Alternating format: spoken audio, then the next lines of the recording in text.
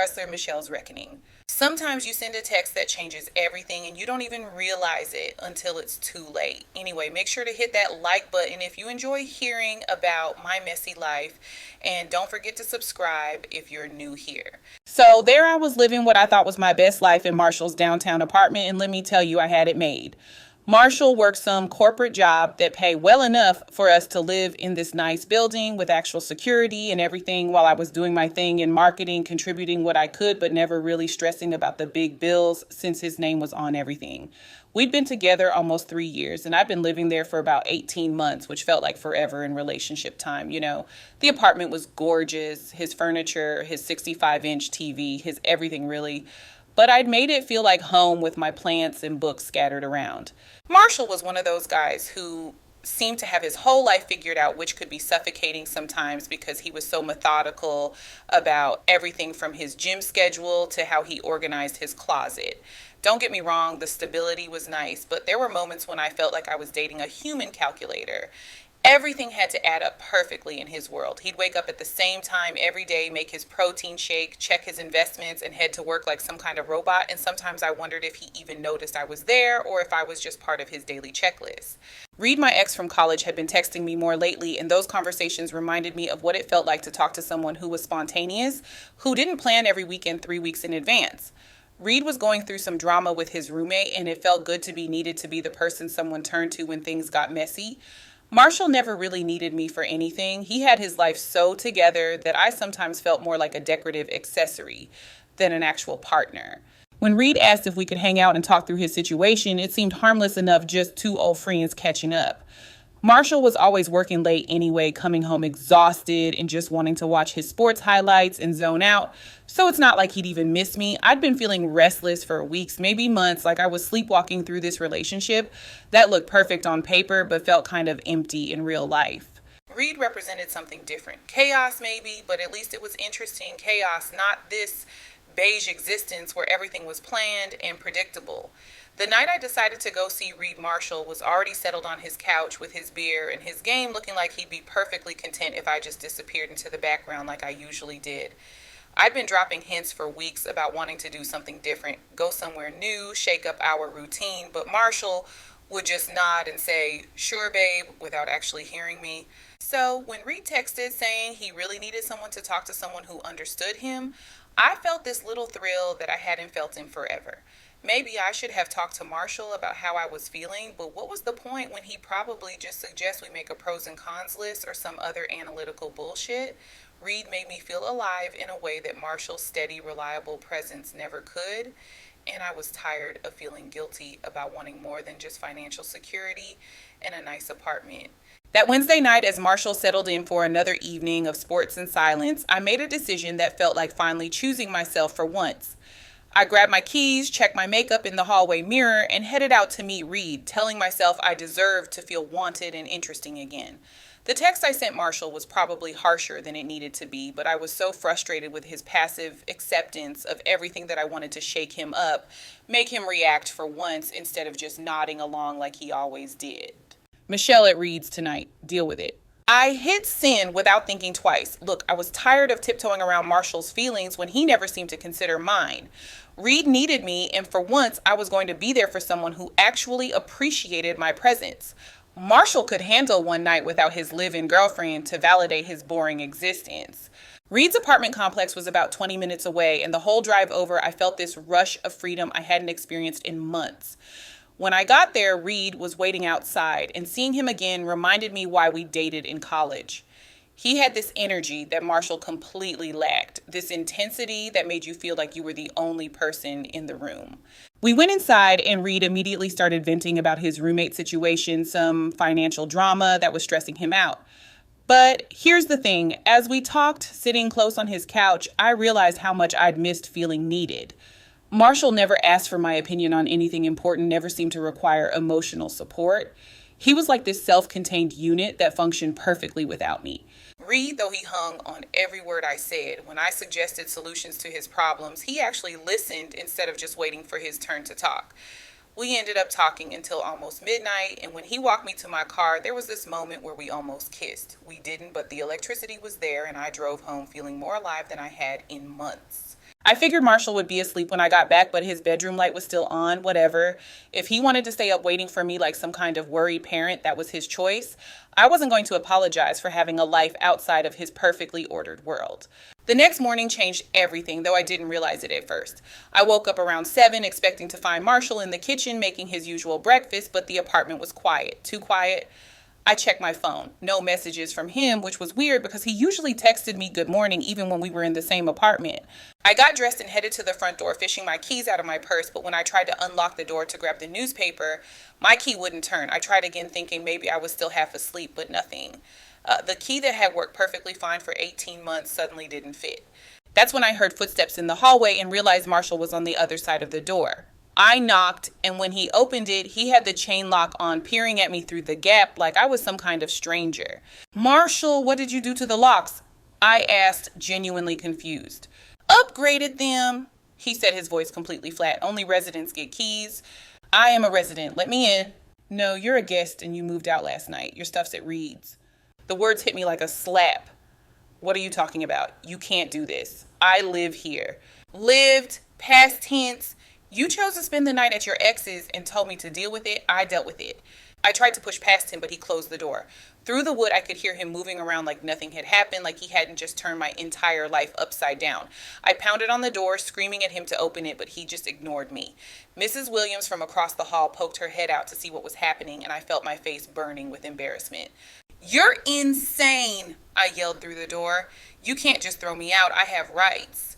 But deep down, I knew he was right about one thing. My name wasn't on the lease. I'd always meant to get added to it, but Marshall had never pushed the issue, and I'd gotten comfortable just contributing to groceries and utilities. Now that comfort felt like quicksand.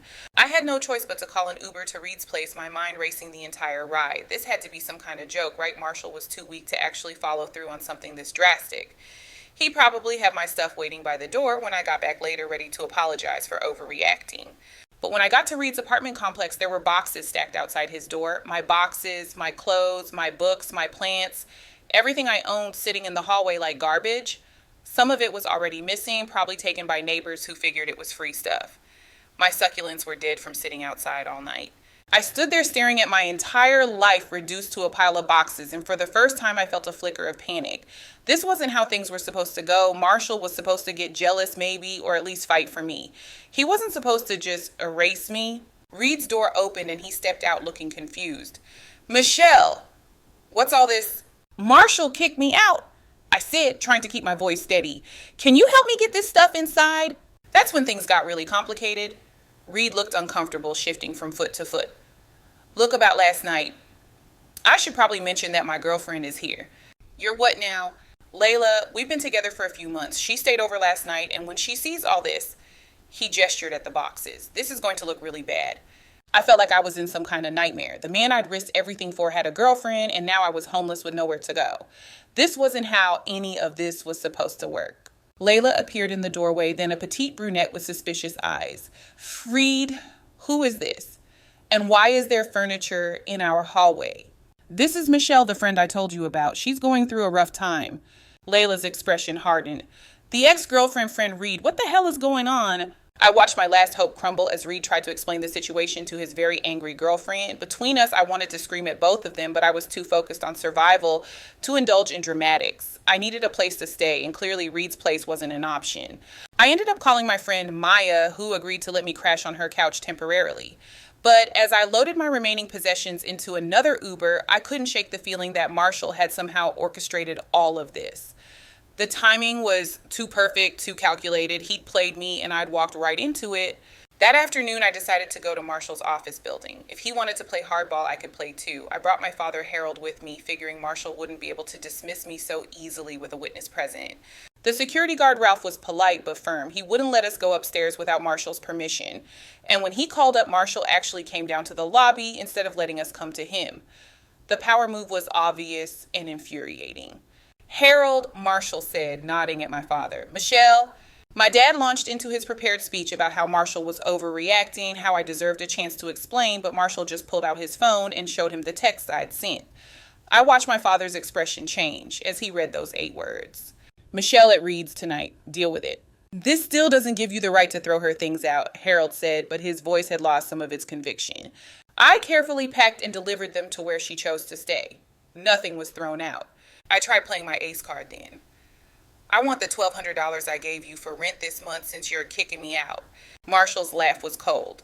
You gave me $600 for your half of August rent. It's August 28th. You got 28 days of residence. No refunds for breaking up via disrespect. This is illegal eviction. We'll sue. Please do. I'd love to show a judge the text where you announced you were staying elsewhere, my response and proof you were never on the lease. I'm also happy to show the building security footage of me peacefully moving your belongings. Ralph, the security guard, actually chimed in. I can confirm Mr. Marshall was very careful with the boxes, even helped him load some into the elevator. I felt my father's support wavering as the reality of the situation became clear. Marshall had covered all his bases, documented everything, and left me with no legal recourse. The man I thought was too passive to fight back had outmaneuvered me completely.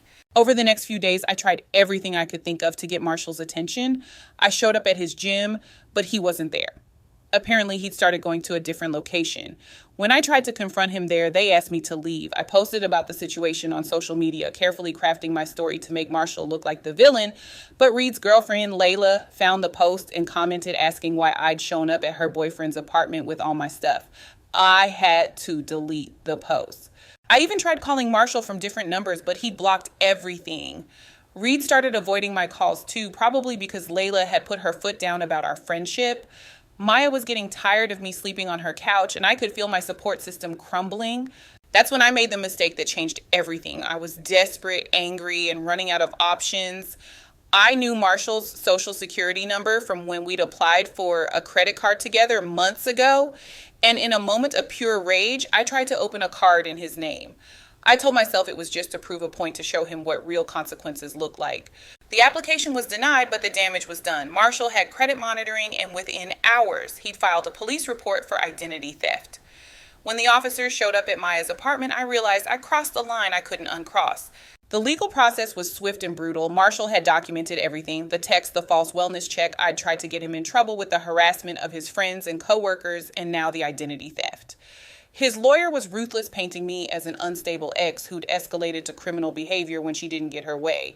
I lost my job when they found out I'd been using company computers to try to access Marshall's accounts. The digital marketing world is smaller than you'd think, and word travel fast. No one wanted to hire someone who'd been fired for cyber stalking.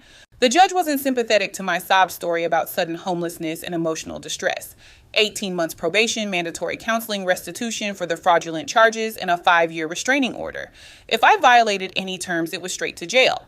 But the real punishment was watching Marshall move on without me. Through mutual friends, I heard he was thriving. New apartment, new girlfriend, new life. Meanwhile, I was back living with my parents, working retail, and dealing with the fallout of my choices. It's been 8 months since that night at Reed's, and I'm still trying to piece my life back together. The truth is, I know I messed up. I know that text was disrespectful, and I know I escalated things way beyond what they needed to be. But Marshall didn't have to destroy my entire life over it. He could have just broken up with me like a normal person instead of going nuclear. I've been in therapy like the court order, and my therapist keeps trying to get me to take responsibility for my actions. Fine, I sent a bitchy text. I stayed out all night with my ex. I tried to open a credit card in Marshall's name when I was desperate. But he pushed me to that point with his cold, calculated response to everything. The worst part is that everyone acts like Marshall is some kind of hero for standing up for himself. But they didn't live with him. They didn't see how he could just shut down emotionally, how he treated me like an employee rather than a partner. Maybe if he'd shown some actual emotion, some jealousy or passion instead of just methodically destroying my life, things would have been different. I'm not the same person who sent that text 8 months ago. I'm harder now, more careful. I've learned that men like Marshall are dangerous because they seem so harmless on the surface. They let you think you have all the power until the moment they decide to take it back, and then they destroy you with the same calm efficiency they use to balance their checkbooks. Reed never reached out after everything went down. Turns out his crisis wasn't as urgent as he'd made it seem, and once Layla put her foot down, I became a problem he didn't want to deal with. Men are all the same in the end. They'll use you when it's convenient and drop you the second it gets complicated. I'm rebuilding now slowly, different city, different job, different life. But sometimes I still think about that night about the text that started it all. Part of me wonders what would have happened if I just stayed home, if I tried to work things out with Marshall instead of running to Reed. But then I remember how Marshall looked at me through that door chain, how easily he erased 3 years. Like they meant nothing. And I know that man was never capable of the kind of love I deserved anyway. The restraining order expires in 4 years, not that I'm counting or anything, but when it does, maybe Marshall will finally understand what he lost when he threw me away like garbage. Maybe by then he'll realize that his perfect little life isn't so perfect without someone who actually challenged him, who made him feel something more than his spreadsheets and schedules ever could. Until then, I'm focusing on myself, building a life that doesn't depend on some man's approval or his apartment lease, learning to be the kind of woman who doesn't need anyone else to feel complete. But between us, I still think Marshall overreacted. 8 words shouldn't have been enough to end 3 years. And if he was really as mature as everyone thinks he is, he would have handled things differently. He would have fought for us instead of just giving up the second things got messy. That's the real tragedy in all of this. Not that I lost him, but that he was never strong enough to handle a real relationship in the first place.